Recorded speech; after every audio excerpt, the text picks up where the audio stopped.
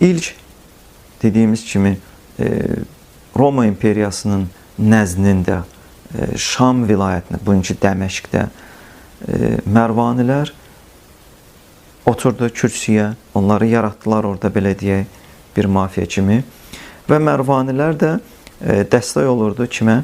Xəlifələrə. Yəni oradan bütün ordusu ilə, bütün lavazimatları ilə, bütün silahları ilə, hətta belə ərəb döyüşçüləri qiyafəsində oradan ordu gəlirdi. Bunlar ərəblərin döyüşçüləri ilə axır. Sonradan Muaviyyəni orada ən yüksək səviyyəyə təyin elədilər və xilafəti də keçirdilər, belə deyək, Roma imperiyasının ərazisinə, yəni Dəməşqə, Şama. Oradan başladılar nə etməyə? İslamı idarə eləməyə.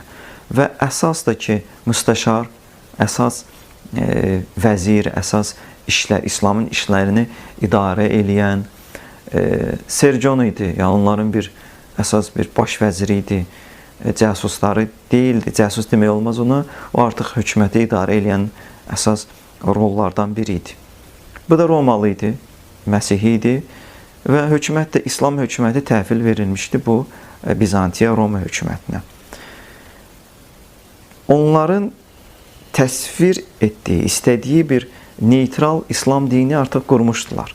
Özlərindən yalançı xəbərlər qururdular, özlərindən belə deyək, namazlar qılırdılar, özlərindən, yəni tamamilə bidət içində olan bir hökumət qurmuşdular.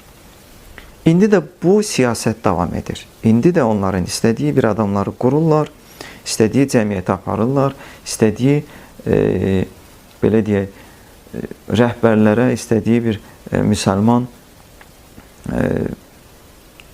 əsas nümayəndələrinə qucaq açırlar və onların əli ilə öz istədikləri yaradırlar. Onlara təhlükə yaratmadığı bir şəxsiyyətləri qururlar, onlara şərait yaradırlar. İndiki həmən hadisələr davam edir. Yalnız, belə deyək, rəsmi şəkildə olduğu üçün bunlar gözə dəymir.